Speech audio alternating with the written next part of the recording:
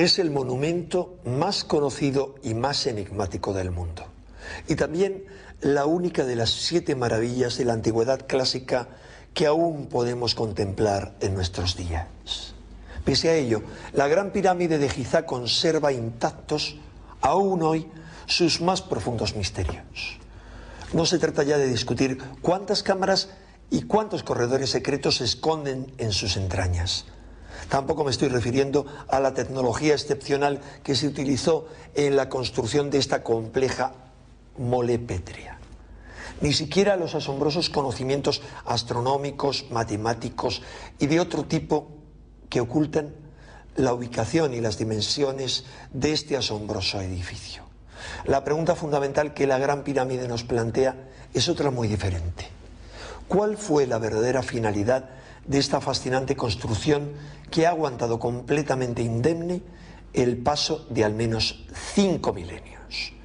Porque los egiptólogos y los historiadores afirman que la Gran Pirámide fue construida por Keops hace casi 5.000 años. Y también que este edificio se construyó para que le sirviera de tumba a este faraón de la cuarta dinastía. El problema es que no existe prueba alguna que demuestre semejante afirmación.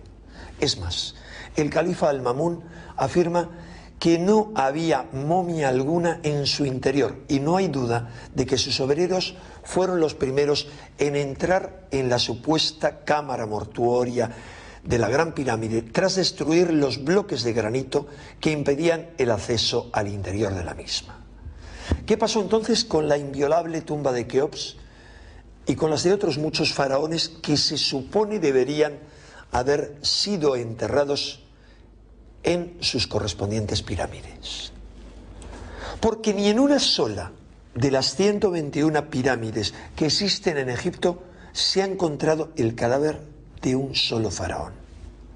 Los únicos restos humanos encontrados en algunas de las pirámides pertenecen a personas que, sin lugar a dudas, reutilizaron esos monumentos, como es el caso, por ejemplo, de la cortesana Rodopis, que hacia el año 400 a.C. se hizo enterrar en la llamada pirámide de Micerinos.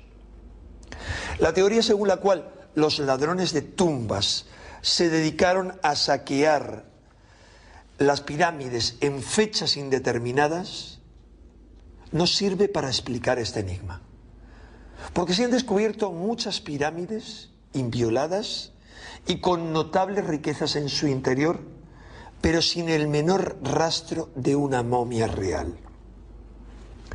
Está además el terror irracional que imponían a los supersticiosos ladrones de tumbas las poderosas maldiciones de los magos egipcios, maldiciones encargadas de proteger las tumbas reales. Y si las pirámides de Egipto no son tumbas, entonces, ¿cuál era su finalidad? ¿Para qué tanto esfuerzo? ¿Para qué tan asombrosa tecnología empleada en su construcción? ¿Para qué tanto despilfarro de tiempo, de materiales, de ciencia? Como veremos en este documental, algunos investigadores sostienen la hipótesis de que Keops fue tan solo el usurpador de un monumento mucho más antiguo, conocido en su época como el Templo de Isis. En tal caso, la Gran Pirámide no sería algo relacionado con el mundo de los muertos, sino más bien con el secreto de la vida eterna, un secreto que perseguía la ciencia sagrada de los antiguos egipcios con rituales iniciáticos como los que parece se celebraban en el interior de la Gran Pirámide. Es, por ejemplo, el caso de la ceremonia misteriosa conocida como el Hefset, la fiesta del jubileo o del rejuvenecimiento del faraón, durante la cual el monarca egipcio se sometía en el interior de las cámaras piramidales a experiencias que no estaban relacionadas con la muerte, sino precisamente con la prolongación de la vida. ¿Acaso están estrechamente relacionados estos rituales con los extraños efectos de todo tipo que se atribuyen a la Gran Pirámide y a sus reproducciones a escala inferior. A lo largo de este documental, Manuel José Delgado intenta responder con su conocimiento profundo del Antiguo Egipto a esta y a otras fascinantes preguntas.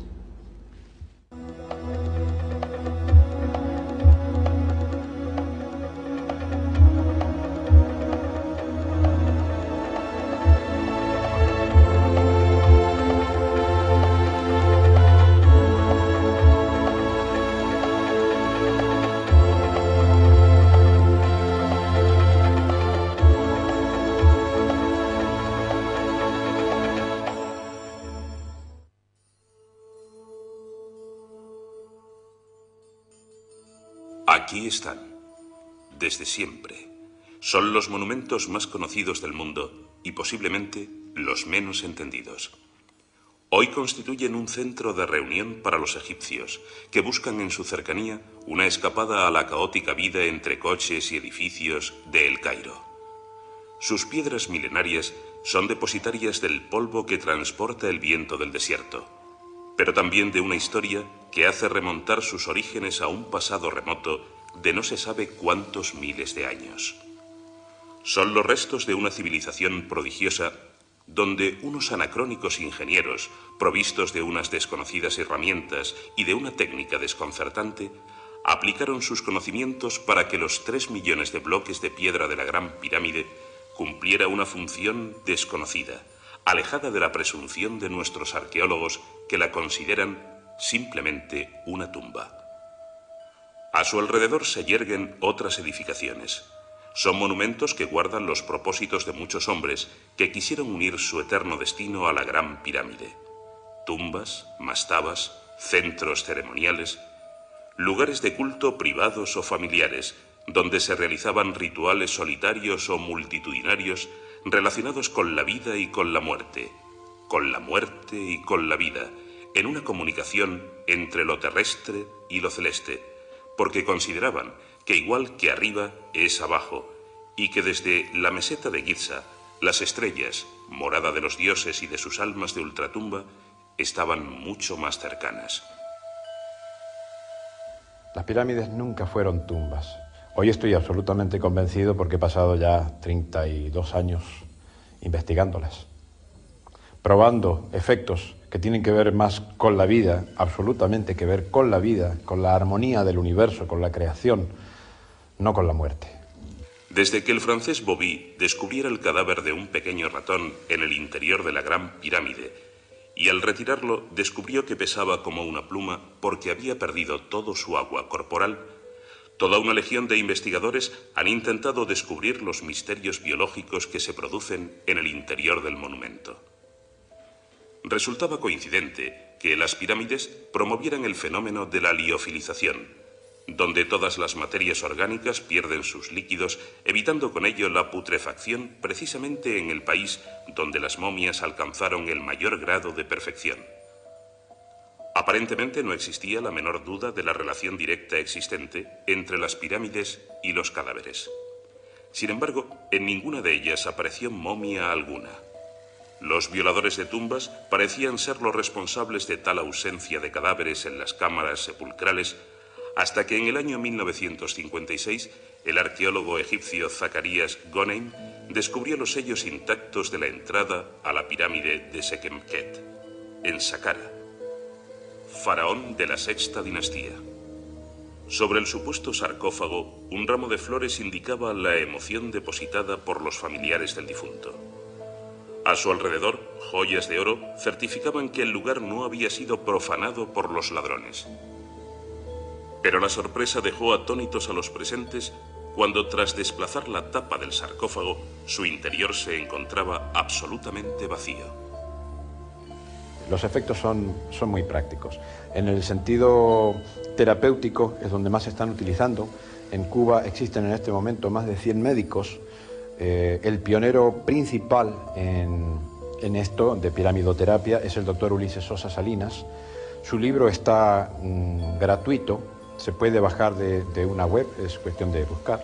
En Cuba hay más de 100 médicos Esta eminencia, que es el doctor Ulises Sosa Salina, ya está creando escuela en otros países, en Bélgica, en Holanda, en Alemania, en Rusia, a pesar de las oposiciones que hay por muchos intereses económicos y académicos.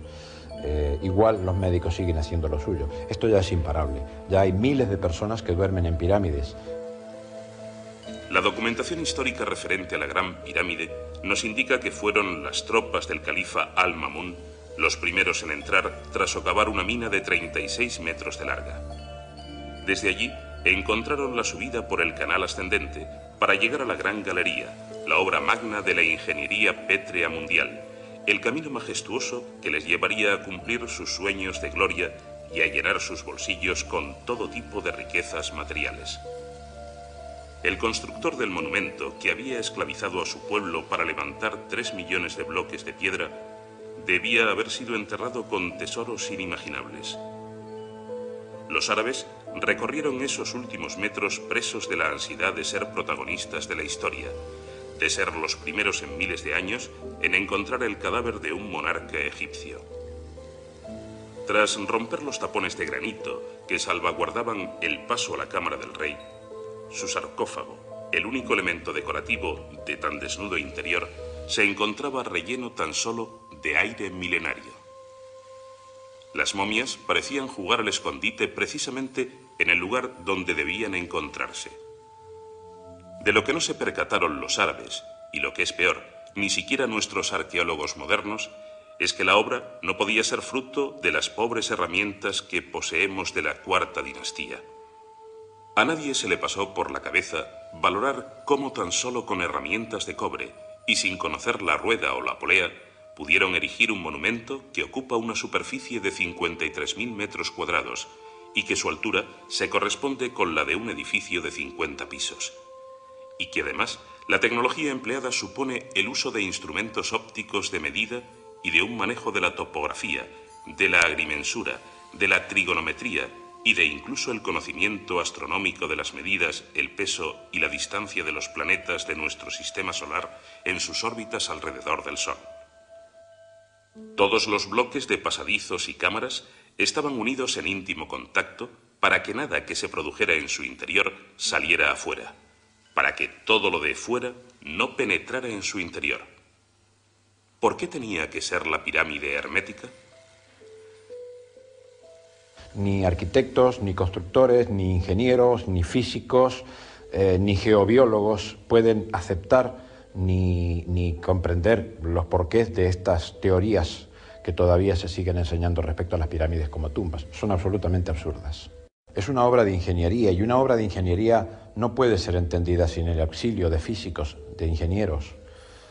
Yo creo que el grave problema que tiene la arqueología es que los arqueólogos se creen que lo saben todo y que sus descubrimientos, el hecho de ser los primeros en alcanzar una cámara o un pasadizo o un descubrimiento, lo que sea, les da derecho a decir lo que es. Y eso es un grave error. Es una ciencia que no se basa en la multidisciplinaridad que debería para poder comprender estas cosas.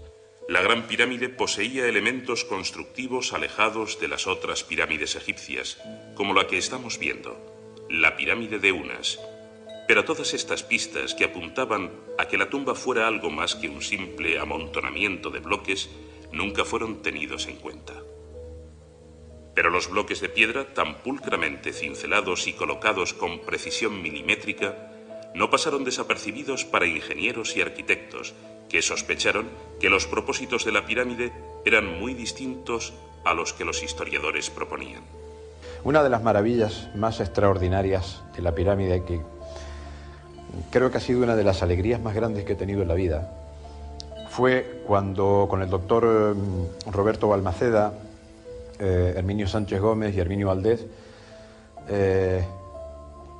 se descubrió que la pirámide es una representación a macroescala de la molécula de agua.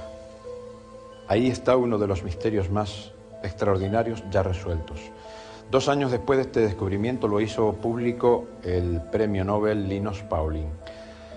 Esto para nosotros representó no sabíamos muchas cosas hasta unos años después, pero representó el hecho de decir, bueno, para que los egipcios hubieran hecho la pirámide exactamente con estas medidas, con estas proporciones, deberían haber tenido microscopio de barrido electrónico. Deberían haber tenido, o como nosotros, una cámara de medición de neutrinos por conteo de pasaje magnético. O sea, una tecnología muy sofisticada. O deberían haber tenido unos conocimientos matemáticos tan trascendentes como los de Herminio Valdés, que fue el matemático auxiliar del equipo, quien realmente hizo el descubrimiento, porque los físicos no entendían un fenómeno porque no les cuadraba matemáticamente. Bueno, pues el matemático fue el que se dio cuenta que había una anomalía y que posiblemente la estructura del agua no sería un H2O, sino 5H2O.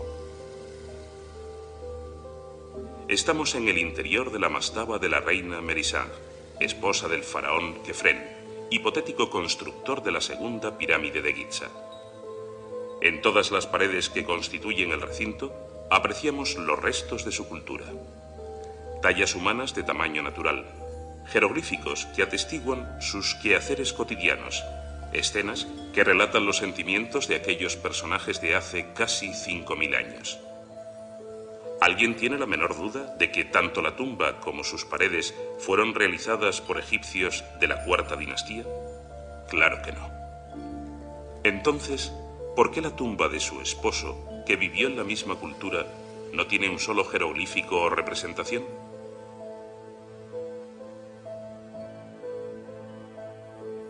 ¿Fue este tanque realmente su sepultura?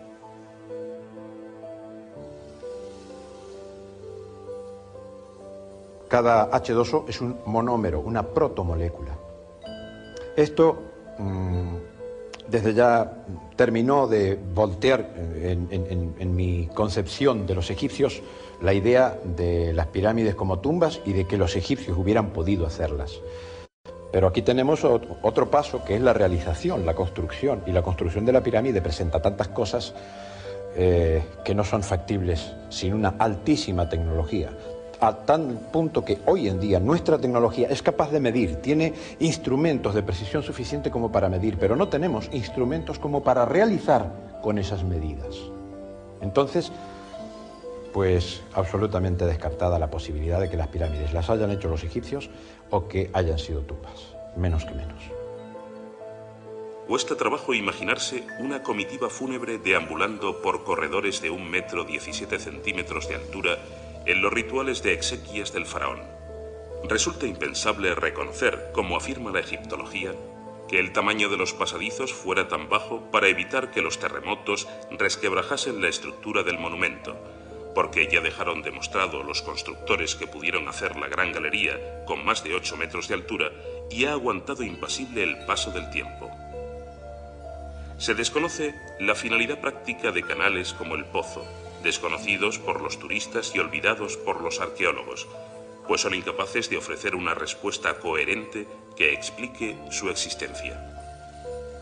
Como tampoco les preocupan esas otras cámaras que explican como motivos arquitectónicos para que el peso de la pirámide no hundiera la cámara del rey, sin preguntarse las que harían falta para que la gran galería, con sus 47 metros de largo, debería tener para su protección, como si el peso solo afectase a una cámara y no al resto del interior de la pirámide.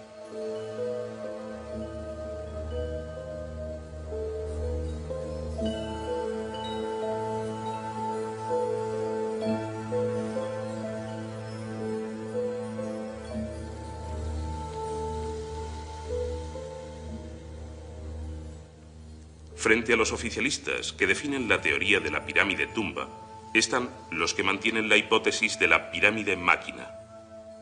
Uno de sus artífices es el experto en ingeniería Christopher Dunn, que explica la existencia de unos inoperativos canales de ventilación como parte de una estructura capaz de canalizar productos químicos para producir energía. Para la egiptología, por estos canales subía el alma del difunto a los cielos.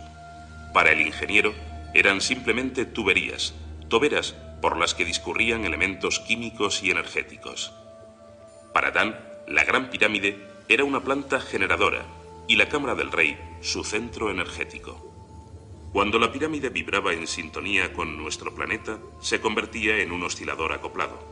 Unos resonadores afinados de tipo Helmholtz, alojados en la gran galería, convertían la vibración en sonido, que sobrecargaba el cuarzo del granito de cámara del rey y hacía fluir electrones mediante lo que se conoce como efecto piezoeléctrico. Los átomos de hidrógeno absorbían esta energía y su electrón se proyectaba a un estado de energía superior. Sin embargo, no es posible entender que la Gran Pirámide fuese un generador de energía, sin que se conozca algún sistema relacionado con su almacenamiento y manipulación. Y por increíble que parezca, tal dispositivo es posible que se encuentre bajo las arenas del desierto de Saqqara.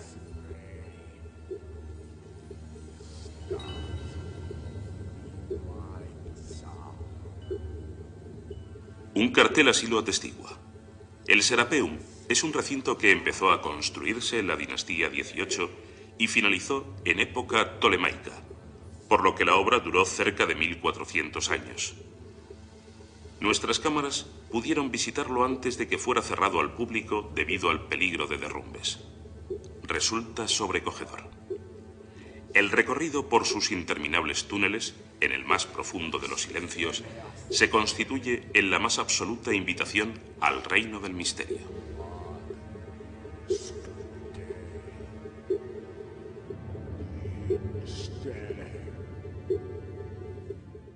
En uno de sus pasillos se encuentra un impresionante sarcófago de granito que nunca llegó a colocarse en la bóveda que tenía asignada. Quién sabe los cientos de kilómetros que debió recorrer para quedarse tan solo a pocos metros de su destino. También se desconoce la función a la que fue destinado, pues aunque la arqueología supone que los 24 sarcófagos allí depositados tenían como misión el enterramiento de las momias de los bueyes Apis, lo cierto es que no se han encontrado restos de dichos animales. La excavación de los túneles y las criptas debieron proporcionar una cantidad de escombros que solo se hubiera podido transportar con 8000 de nuestros modernos camiones.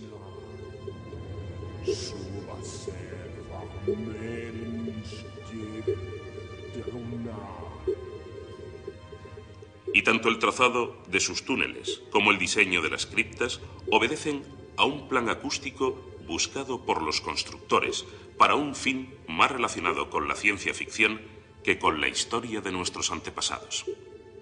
Hoy, las piedras de los muros y de los sarcófagos se funden con el polvo que el tiempo ha ido depositando en cada arista.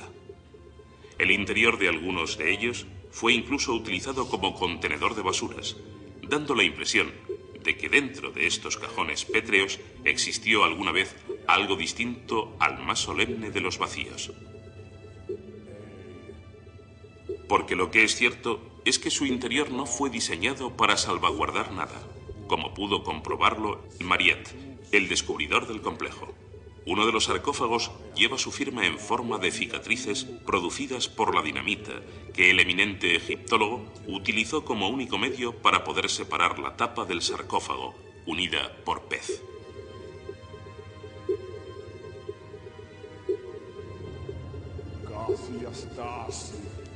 De los 24 portentosos tanques de granito y basalto que se alojan en el Serapeum, solo este está decorado con jeroglíficos, realizados en época tolemaica. La tenue incisión de la escritura nos indica que fue trazada apresuradamente y en época posterior a su construcción.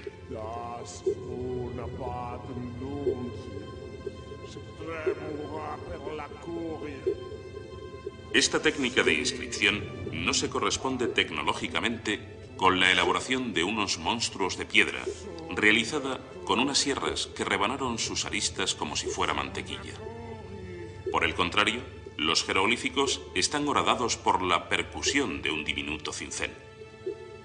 Los cartuchos, que aparecen carentes del nombre del monarca, también nos proponen una finalidad distinta a su original destino, porque la escritura no habla ni de bueyes Apis, ni de entierros de personas, ni de liturgias para celebrar la vida o conmemorar la muerte. Nadie sabe desde cuándo están estos sarcófagos aquí. Lo que sí sabemos es que el propio Ramsés II encargó a uno de sus hijos, Yanguas, el mantenimiento y cuidados del recinto, por lo que podemos considerar que es mucho más antiguo de lo que se supone.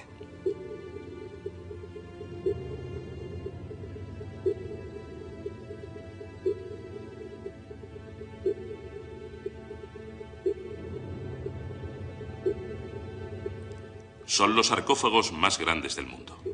Algunos se elevan del suelo más de 3 metros. Los más grandes llegan a medir 4 metros de largo por 2,5 de ancho, con un peso de 70 toneladas de piedra. 15 personas cabrían perfectamente en su interior. Si aquello no es el cementerio de una raza de titanes, seguro que fueron gigantes sus constructores.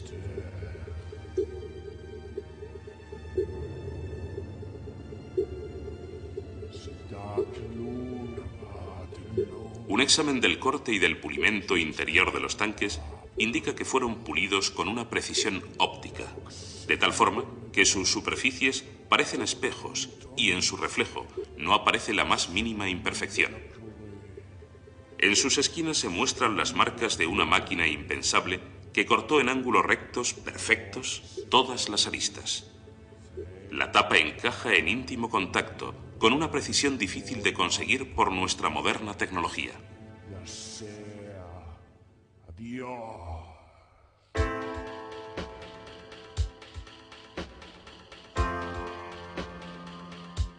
Y aún aguardan sorpresas mucho más comprometedoras. En las superficies exteriores se aprecian cortes en la piedra un tanto irregulares. Los egipcios, tan amantes de la simetría perfecta, cortaron sin motivo aparente algunas lonchas de piedra, dejando a la posteridad los únicos elementos irregulares que se hallan en el país del Nilo. Pero lo que es más extraño, tanto en la tapa como en el tanque, se aprecian unas sospechosas incisiones circulares. Su estudio dictamina que fueron realizadas por máquinas, unas perforadoras que dejaron en la piedra unas cavidades que van desde los 10 centímetros a los 60, con una limpieza y perfección que asusta. Estas marcas están colocadas sin orden y surgen solo en ciertas partes de algunos sarcófagos. Su función no es decorativa, ya que ningún elemento de este tipo aparece ni en las galerías, ni en las criptas, ni en los tanques. Si estas moles de piedra tuvieron alguna vez una funcionalidad técnica apartada del carácter religioso que parecen representar, esos orificios debieron servir para un propósito determinado. En motores como los que mueven nuestros vehículos, los mecánicos practican a veces una técnica consistente en el equilibrado de las piezas. Para evitar vibraciones, tanto en las bielas como en los pistones u otros elementos móviles del motor, deben pesar lo mismo. Por ello, toman como referencia la pieza que pese menos, y a las restantes les hacen unas perforaciones para rebajarles el peso que les sobra. Tanto en el bloque del motor como en el cigüeñal, también se realizan perforaciones para evitar que en su movimiento o su giro se produzca el efecto peonza. Con los taladros se consigue equilibrar el peso en todos los elementos del motor. Es la técnica contraria al equilibrado de las ruedas, a las que se añade una pieza de plomo en la parte de menos peso, mientras que en el motor se quita un trozo de la parte más pesada. Esta técnica para nosotros es habitual. Pero, ¿y en el antiguo Egipto? El que las perforaciones en los sarcófagos de Serapeum tuvieran como fin el equilibrado produce escalofríos, porque habría que imaginarse a estas moles en movimiento. Sin embargo, curiosamente, muchas de ellas están encajadas en el suelo. Con 70 toneladas de peso, resulta difícil que se desplacen, y sin embargo, las han clavado, como en el caso del sarcófago de la pirámide atribuida a Kefren. Y más impensable es evaluar la energía y la mecánica necesarias para dotar a estos gigantes de la fuerza necesaria para su vibración, así como imaginar el posible propósito de tal hazaña. Una energía de extraña índole producida por elementos geométricos, capaz de transmitirse sin cables, que puede ser receptora en espacios no conductores y que puede alterar tanto la materia como otros planos más sutiles. Pero esto es otra ciencia no comprendida por la nuestra, que no entiende ni podrá explicar nunca cómo se realizaron las proezas arquitectónicas de las que Egipto está plagado, aunque su procedencia no sea precisamente egipcia. Son los monumentos de difícil catalogación, carentes de jeroglíficos y que presentan unos avances tecnológicos anacrónicos imposibles para una cultura del cobre, que desestabilizaban la historia escrita y que hace preguntarnos por el origen de tan fascinante civilización. Estamos ahora en el templo de Abidos, al norte de Luxor. En un frontis de la primera sala hipóstila aparecen unas representaciones increíbles que despiertan la fantasía de cualquier investigador de los misterios, porque las siluetas de los relieves parecen representar, sin género de dudas, un helicóptero, un carro de combate, un prototipo de submarino y una extraña pistola. Todo ello en menos de medio metro cuadrado de superficie. El enigma fue resuelto por el epigrafista Georgios Díaz al descubrir el nombre de Ramsés II escrito sobre el de su padre, Seti I, cuyo cartucho fue previamente rellenado con yeso. Pero no todos los enigmas han sido resueltos en Abidos, porque el templo se edificó sobre una estructura mucho más antigua, cuyo origen se pierde en la noche de los tiempos y que, como todos los problemas tecnológicos egipcios, carece de respuestas convincentes. Vamos a salir al exterior del templo para comprobarlo.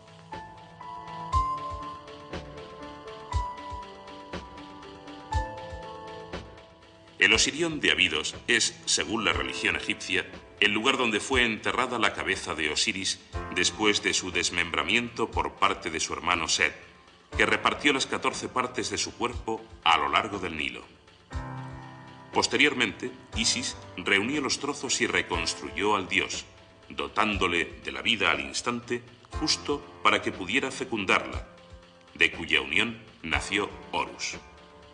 Según esta simbología, estamos ante un templo primigenio, tan antiguo como los mismos dioses que protagonizaron la historia. Un templo espectacular precisamente por su sobriedad, porque carece de atributos faraónicos, porque no tiene inscripciones, relieves y jeroglíficos, porque está construido con bloques de 60 toneladas de peso, pulidos con calidad óptica, y porque entre la junta de los bloques podemos adivinar una técnica constructiva que no es egipcia. Un enigma mayor aparece en el subsuelo. Los ingenieros que lo diseñaron se olvidaron de que la base del templo estaba por debajo de la superficie del Nilo, cercano al templo, un error que debió pasar desapercibido a aquellos meticulosos artesanos de la piedra. La explicación a tal despropósito la aporta el investigador Andrew Thomas, que mantiene la hipótesis de que el Nilo es un canal artificial relativamente moderno, cuyas aguas fueron canalizadas a su actual cauce, dejando por ello la zona del Sáhara desertizada. Tal acción premeditada debió ocurrir después de que el Osirión de Abidos fuera erigido por una civilización anterior a la egipcia, con lo que su antigüedad debe remontarse algunos miles de años a la propia cultura faraónica. Solo así es posible explicar que la tecnología constructiva difiera de la egipcia, como podemos apreciar en otros lugares de Egipto, monumentos que los primeros egipcios que recorrieron el valle del Nilo ya encontraron edificados. Y curiosamente es la misma técnica que encontramos en otras culturas, tan distantes como las americanas o asiática, como si una civilización anterior hubiera recorrido el planeta dejando muestras en piedra de sus propósitos.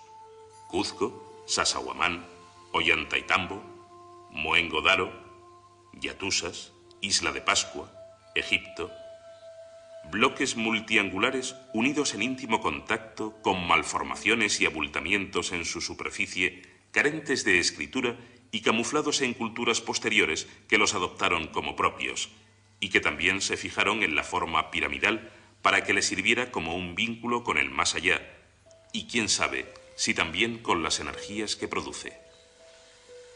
La forma piramidal es un paso en la evolución de la conciencia del hombre. Nosotros tenemos que salir de la mentalidad del cubo que es la mentalidad cuadrada, y dejar el cuadrado solo para la base de la pirámide, pero nuestra concepción espacial tiende a ser piramidal en la medida que vamos descubriendo que el líquido más vital que existe en el universo es el agua y que sus moléculas son pirámides de 52 grados de inclinación. Es decir, estamos hablando de la conciencia del hombre y del líquido más vital que existe en el universo. No es extraño que en otros planetas hayan pirámides. Yo creo que toda civilización trascendente, avanzada, tiene que llegar en algún momento a descubrir estas cosas y luego aplicarlas consigo mismo, lógicamente, como la rueda.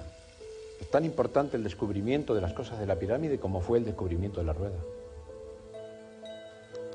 Según la arqueología oficial, la meseta de Giza es un cúmulo de restos arquitectónicos colocados al azar, siguiendo las instrucciones individuales de nobles y monarcas. Cada personaje, desde la cuarta dinastía hasta la época tolemaica, eligió la zona libre que iba quedando después de sus antecesores para elevar su pirámide o su mastaba. Sin embargo, los estudios arquitectónicos realizados por Mark Lechner al frente del equipo de la Universidad de Chicago indica que las tres grandes pirámides atribuidas a los faraones Keops, Kefren y Micerinos siguieron un plan preciso para su ubicación en el terreno, llamando a todo el conjunto el Plan Unificado de la Meseta de Giza. Investigadores como Robert Bauval han descubierto la relación existente entre dichas pirámides y las estrellas del cinturón de Orión, en clara simbología entre el país del Nilo y las regiones celestes gobernadas por Osiris. Y además, ingenieros como Christopher Dunn indican que todo el conjunto corresponde a una gran máquina en donde las pirámides, llamadas satélites, actuaban como cebadores para la puesta en marcha de los procesos energéticos que se generaban en las pirámides mayores. Estamos hablando de una ciencia desconocida para nuestra ciencia, donde se vinculaba lo espiritual con lo material, donde todos los aspectos de la vida y de la muerte estaban unidos por la misma finalidad. Posiblemente esta ciencia fuese anterior a los egipcios y a ellos solo les llegaran sus flecos. Lo mismo que es posible que algunas construcciones apartadas de su cultura y provistas de una tecnología anacrónica significaran el origen de sus actividades tradicionales, aunque no comprendiesen en toda su magnitud la trascendencia de las mismas. Muchos objetos técnicos y algunas prácticas que tuvieron que ver con la técnica pasaron a ser el centro de sus rituales y convertirse en meros talismanes mágicos, perdiendo así su carácter de instrumentos científicos. Pero de cualquier forma, se empaparon, aunque fuese tan solo en parte, del conocimiento de aquella civilización venida de no se sabe dónde, que dotó a los monumentos no solo de un carácter sagrado, sino de una funcionalidad práctica, donde los templos, además de ser centros de culto, eran laboratorios de medicina, biología, astronomía o física. Son estos los monumentos repartidos por todo el mundo que tienen una arquitectura similar, como el templo de la Esfinge de Giza que estamos contemplando. Sus bloques multiangulares se unen con precisión milimétrica, de igual forma que vimos con el Osirión, aunque esta técnica no es luego visible en otras partes de Egipto, en construcciones realizadas por los antiguos egipcios. Viendo estas imágenes, no podemos por menos que imaginarnos los bloques del Cuzco, las fortalezas de Sacsayhuamán y Ollantaytambo, o las murallas que adoptaron asimismo los hititas en su capital, Yatusas, en la actual Turquía. Estos pueblos serían los depositarios de un legado anterior y actuarían como usurpadores de monumentos que ya se encontraron erigidos. Un principio científico afirma que una ciencia no avanza si no lo hacen a la vez todas las demás. Y es por ello por lo que si constatamos una perforación en ingeniería y arquitectura, no podemos por menos que atribuirles a esos constructores conocimiento sobre las demás ciencias, en donde nuestros actuales biólogos y terapeutas están encontrando claves que dictaminan que estas construcciones favorecen procesos físicos y mentales a todos aquellos que se someten a sus proporciones. A mí me gustaría que los biólogos hagan sus propios experimentos, pero algo ya bastante sencillo y que cualquier biólogo lo puede hacer, es el famoso test de Picardi. Ocurre dentro de la pirámide que el citoplasma celular modifica sus ritmos sol-gel, o sea, el ritmo de sólido a gelatinoso, este proceso que se llama floculación coloidal, en la pirámide varía, se alarga, se disminuye el tiempo crítico entre un momento y otro. La célula permanece en una estabilidad mucho mayor, por lo cual la incidencia de los rayos beta y otros rayos que producen mutaciones en el ADN tienen una incidencia muchísimo menor. Es decir, que este proceso, además de alargar la vida celular, porque al alargar el ciclo sol-gel se alarga el ciclo vital de la célula vive mucho más. De hecho, lo probamos con unas moscas. Bueno, mosca Saphirus es una variedad rara que no es propiamente mosca, yo creo que está mal clasificada porque produce una miel, es un insecto que tiene más costumbres de abeja, vive 15 días, nosotros la primera camada duró promedio 25 días y la segunda camada algunos 29 días y creo que una llegó a 30 días. Luego ya no continuamos el experimento, pero veíamos una progresión en base a la cual un simple insecto, pues, que tiene unos ritmos muy concretos de desarrollo y de vitalidad, pues llegó a duplicarlo. Si eso lo extrapolamos al ser humano, pues tendríamos que vivir 200 años. En contra de la hipótesis de la pirámide tumba, tenemos otros argumentos que pueden demostrar que en los complejos piramidales se hacían ceremonias más cercanas a la vida que a la muerte. Por ejemplo, en el complejo piramidal del faraón Zoser en Saqqara nos encontramos con lo que se llama el patio del Hebset. La arqueología dice que esta fiesta del jubileo o esta fiesta del rejuvenecimiento del faraón tenía como motivo que el monarca podía demostrar a su pueblo que todavía era joven, que todavía tenía vigor para dirigir los designios del país. Pero realmente tenían que ver las ceremonias, las liturgias o los procesos que allí existían con que los faraones tuvieran una longevidad mucho más larga que el índice de vida normal del pueblo. Pues creemos que sí. Y las pruebas las hemos sacado de unos experimentos que se realizaron en los laboratorios del italiano Giuseppe Picardi. Allí, utilizando unas probetas que contenían cloruro de bismuto, que es una especie de agua a la que se añade un poquito de anís con lo que se enturbia, el profesor lo que hacía era medir la precipitación de los coloides. Los coloides son varias sustancias líquidas que se mezclan y la precipitación coloidal precisamente consiste en la separación de estas sustancias. Por ejemplo, la leche es un coloide. Si la dejamos reposar, arriba se nos queda la nata, que es la parte más liviana, y abajo se nos quedaría el agua, que es la parte más pesada. Pues bien, lo que hacía el profesor Giuseppe Picardi era poner una batería de probetas y medir a lo largo de muchísimos años cuál era la precipitación de los coloides a lo largo de todos los días de un año. Con esto pudo descubrir varias cosas. Por ejemplo, los 11 años, el ciclo de 11 años de las manchas solares y también los ciclos biológicos de 3 años y medio y de 7 años, en lo que por supuesto todos los seres humanos nos encontramos inmersos. Pues bien, estas probetas, cuando fueron introducidas en algunas formas geométricas, como puede ser una semiesfera, como puede ser un cubo, y también, por supuesto, lo que es una pirámide, la precipitación de los coloides variaba. Dentro de una semiesfera, dentro de un cubo, dentro de una figura geométrica irregular o simplemente las probetas que él tenía como testigo en el laboratorio, siempre se cumplía que, por ejemplo, era de 10 minutos el tiempo de la precipitación. En cambio, las probetas que introdujo en una pirámide hecha a escala de la Gran Pirámide, esta cantidad de tiempo se multiplicó por 3, con lo cual esa precipitación coloidal fue de 30 minutos. Sabemos por la medicina que una gran importancia del envejecimiento que tenemos los seres humanos es precisamente producida por la precipitación de los coloides en las paredes de nuestras venas y de nuestras arterias. Los coloides, por supuesto, transportados por nuestra sangre.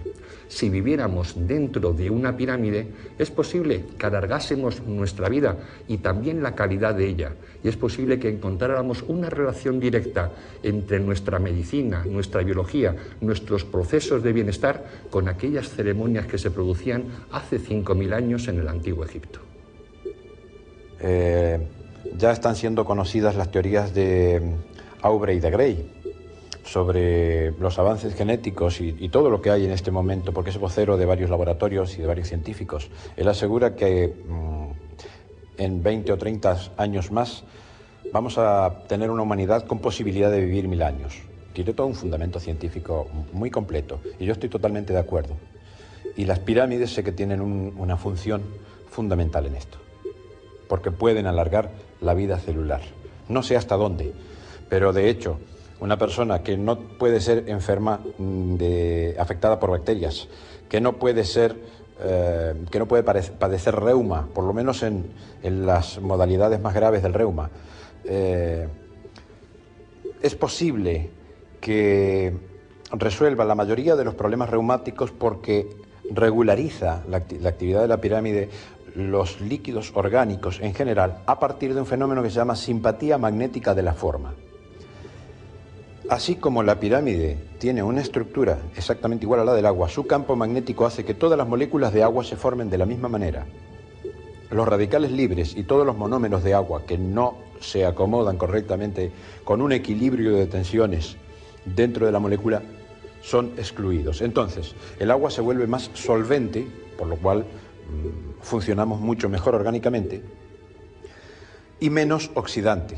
Además, todos los oxidantes que hay en la atmósfera pues son eliminados por el campo magnético piramidal. Entonces, bueno, pues tenemos una serie de efectos físicos muy bien conocidos. Como he dicho, algunos se pueden probar en forma casera, otros necesitan un pequeño laboratorio, otros ya requieren aparaterío más complejo. Pero todos estos beneficios y todos estos efectos son efectos físicos, ya no hay misterio en muchas de las cosas. Todos los tipos de reuma se pueden curar en la pirámide. Yo mismo, no digo que fue lo que me definió como investigador piramidal o lo que me impulsó absolutamente, porque ya tenía el bichito científico muy metido y la obsesión científica de saber por qué las pirámides. Pero sí, una cosa que me dio mucho aliciente fue que en el año 1908, principios del 84, comencé a tener problemas de reuma. Y un médico me dijo que me preparara psicológicamente porque con las condiciones que tenía, las perspectivas mías eran de vivir en una silla de ruedas. Nunca llegué a usarlas, porque me sometí a un tratamiento piramidal conmigo mismo, como ya lo había hecho con abejas, lo había hecho con plantas, lo había hecho con gatos lastimados. A los gatos no les gustan mucho las pirámides, pero cuando están lastimados se quedan porque se curan más rápido. Pues yo probé conmigo mismo, que es un elemento antirreumático. No sé si todas las etiologías del reuma, pero por lo menos la que yo padecía sí, y era bastante importante. Artrosis deformante. Entonces, pues esto me dio un aliciente más y ya, bueno, invertí toda mi vida, mis recursos materiales, intelectuales, mi tiempo, en fin, pues aposté por ello porque sabía que esto tarde o temprano tenía que tener un futuro. No lo pensaba para mí, pero sí para la humanidad. Es que la pirámide es algo realmente trascendente. No resulta extraño suponer a la Gran Pirámide propiedades terapéuticas, ya que las que se realizan a escala, con unas dimensiones mucho menores, están dando resultados positivos para la curación de algunas dolencias y conseguir el equilibrio físico y psíquico. También tenemos la enorme ventaja de que es bacteriostática, es decir, dentro de la pirámide no se pudre nada.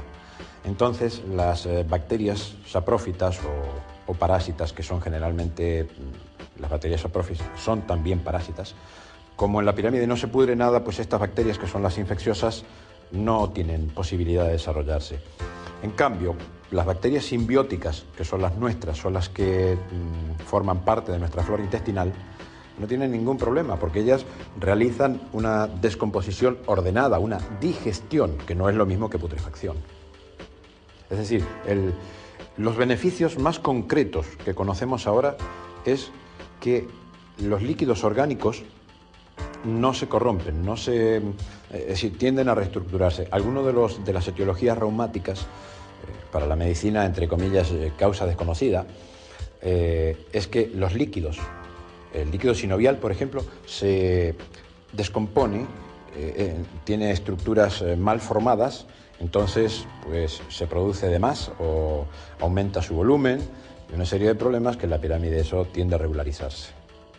No es que vamos a entrar en una pirámide y vamos a salir videntes o clarividentes ni cosa por el estilo. Sí es cierto, porque lo hemos comprobado con mucha gente, que hay una catarsis, hay una tendencia a la purificación. Ahora, a la purificación emocional sobre todo. Ahora, yo no sé si esto se debe a una función magnética, si se debe a una función orgánica, digamos, a un resultado de los fenómenos físicos o a la predisposición que esa persona ya tiene. Tengamos en cuenta que la pirámide es un arquetipo y es un arquetipo trascendente. De hecho, la persona que quiere dormir en una pirámide pues ya está revelando en sí misma una necesidad de trascendencia. Entonces, pues se concatenan dos causas: el beneficio físico para poder realizar ese desarrollo y la potencialidad innata de la persona. Aunque se puede a una planta darle amor, y esto se sabe que una planta bien tratada también percibe emocionalmente, es decir, hay un mundo psíquico, hay un plano psíquico, aunque el materialismo cartesiano a ultranza no lo considere. Pero no obstante, no es posible, cuando uno hace experimentos, influir, sugestionar a la planta. Y la planta evidentemente responde. ¿Sí? Además, las causas físicas están claras. En los animales tampoco es posible sugestionarlos. Ya mucho más difícil que el fenómeno que se puede lograr con una planta de relación emocional o cosa por el estilo. Con los animales se han hecho muchísimas curaciones. Yo, de hecho, he trabajado únicamente con los gatos porque no soporto animales enjaulados. Y entonces, muy poquitos experimentos hemos hecho con animales y cuidándolos muy bien. Pero con los gatos sí. Y los gatos, aunque a la mayoría no les gusta estar dentro de la pirámide, se ve que el tipo de energía electronegativa no les va. Sin embargo, cuando están lastimados, se quedan. Entonces, claro, al gato no lo podemos sugestionar para nada, es el animal más independiente que existe. La Sociedad Cubana de Investigaciones Agropecuarias ha desarrollado un trabajo a lo largo de un par de años. Han trabajado con distintos cereales, han hecho dos clases de experimentos. Uno con semillas tratadas en la pirámide y otra con plantines colocados en almacigueras dentro de pirámides o tratadas con antipirámide en algunos casos, y han logrado un tercer factor que se ha aplicado algunas veces, ha sido el riego con el agua tratada con la pirámide. Pues han conseguido en algunas especies rondando el 7% en promedio de aumento del tamaño y de la producción. Pero en algunas especies han llegado a alcanzar casi el 30%. Y supongo que podría alcanzarse mucho más si los experimentos hubieran sido hechos bajo las pautas de trabajo con pirámides que conocemos nosotros ahora. Porque yo tuve una experiencia muy impresionante con esto, porque me olvidé durante 5 años, los 5 años que tuvimos en el laboratorio, me olvidé un pequeño botecito con semillas de zanahoria. Y bueno, suponía que ya estarían vencidas, porque esas semillas pues son al cabo de 1 año o 2 años, todavía al tercer año ya no sirven esas semillas. Pues, sin embargo, las conté una por una para poder ver si todavía servían. Fue el último experimento que hice en el tiempo ese del laboratorio, y salieron absolutamente todas las plantas El funcionamiento de la pirámide físicamente podríamos resumirlo en dos efectos fundamentales. Una, la generación de un campo integral. Por eso se puede trabajar con una estructura, pero esa estructura tiene que tener una cobertura suficiente de las caras y una densidad con relación al volumen para producirse, y luego ese campo magnético se acelera trabajando con el propio campo magnético de la Tierra, se acelera y ahí ya tenemos una serie de efectos. El segundo efecto es el de la acumulación de neutrinos, y ahí es donde tenemos una de las claves también fundamentales en cuanto a la armonización de las moléculas y a la reconstitución a nivel cuántico de algunas moléculas. El fenómeno de simpatía magnética de la forma también es un fenómeno muy poco estudiado en la física, pero se ha estudiado, y en la pirámide pues ese efecto es el que hace que nuestra agua, el agua de nuestro cuerpo, cumpla mejor sus funciones. Más solvente, menos oxidante.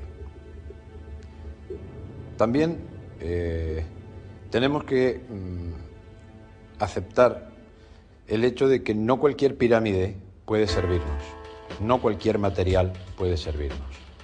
Como toda cosa que funciona, hay que tener ciertos cuidados. No se puede usar para estar dentro, para meter nuestro cuerpo dentro de una pirámide. No podemos usar cobre ni materiales ferromagnéticos. Solamente podemos utilizar vidrio, madera o aluminio. Bueno, plásticos también, pero el aluminio es el mejor material, no solamente el único metal que por razones prácticas funcionan muy bien, sino que es el mejor elemento para lograr los efectos piramidales. El estudio de las pirámides y de sus propiedades constituye la dedicación de los modernos piramidólogos, que separan la forma arquitectónica de la cultura en que se desarrolló para estudiar científicamente el comportamiento energético que produce los elementos orgánicos afectados por las mismas.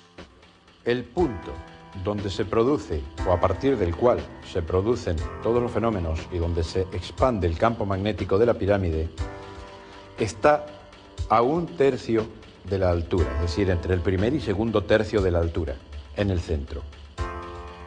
Ese es el punto donde se forma una especie de vacío cuántico. No vamos a decir un vacío cuántico real, normal, pero sí una tendencia al vacío cuántico, es decir, una falta de tensiones, donde los neutrinos empiezan a dar vuelta, se incluyen en el campo magnético y la tensión en ese punto es una tensión que tiende al cero. Esto a lo mejor es un punto infinitesimal, pero evidentemente genera un campo que luego se pueden ver en imágenes que hay disponibles. Ese centro, ese vórtice, se expande y tiene una actividad preciosa en sus resultados. Las aristas y las caras, es decir, la cantidad de superficie que tiene que cubrir la arista para que funcione es una cantidad de X, es un porcentaje del total de la superficie, entonces ya funciona. Por lo tanto, esas pirámides que venden de hilo no sirven. Si en cambio se usa latón o hierro, pues la superficie que necesita es menor para funcionar y producir el campo magnético integral. Pero claro, los efectos no son los mismos que con los materiales paramagnéticos como el aluminio. Es decir, el material paramagnético es el material óptimo para la pirámide. Madera, vidrio, cartón, plástico, aluminio. Los jóvenes arqueólogos van a tener que producir esa revolución de conciencia y trabajar con otras disciplinas, o directamente la arqueología será una ciencia a desaparecer, una especie en extinción por su propia fosilización. Tengo ya unos trabajos hechos, una pequeña investigación, en la que trato que justamente donde tenemos el perfeccionamiento de la molécula de agua, se relaciona absolutamente con el carbono. Entonces, la relación agua-carbono es la relación perfecta de la vida. Si a eso le añadimos la completitud a nivel cuántico de los átomos, de las moléculas, por la acumulación de neutrinos que producen estas formas, entonces, bueno, pues tenemos el desarrollo de la vida en el universo explicada en términos físicos. Como demostró Linus Pauling y nuestros amigos argentinos, la Gran Pirámide sería el mayor monumento construido en la superficie de nuestro planeta conmemorando la molécula del agua. Obviamente, el 90% de nuestro cuerpo es agua. Pero curiosamente también el único mineral cuya cristalografía es exactamente igual a la Gran Pirámide es precisamente el carbono puro, el diamante. Con lo cual, si vemos la pirámide, veríamos agua y diamante, agua y carbono. Nos estaríamos mirando quizá un poquito a nosotros como seres humanos, porque existen muchas coincidencias. Por ejemplo, el número de hiladas de bloques de piedra de la Gran Pirámide es de 206, exactamente igual al número de huesos que tiene el ser humano. Esto no es solamente pura simbología, porque tenemos que la altura de la pirámide, puesta con 9 ceros detrás, nos da exactamente la distancia de la Tierra al Sol. El peso de la pirámide, con 9 ceros detrás, nos da exactamente el peso de nuestro planeta. Y la circunferencia, el perímetro de la base de la Gran Pirámide, con 9 ceros detrás, nos da exactamente la elíptica que hace la Tierra alrededor del Sol durante un año. Si miramos la Gran Pirámide, estamos viendo a un hombre, pero también estamos viendo la relación de nuestro sistema solar. La Gran Pirámide lo que nos está diciendo es que lo que es arriba es abajo, lo que es el universo es también el hombre. Y quizá buscando en la Gran Pirámide podemos encontrar la esencia más profunda del ser humano, precisamente dentro de nosotros mismos.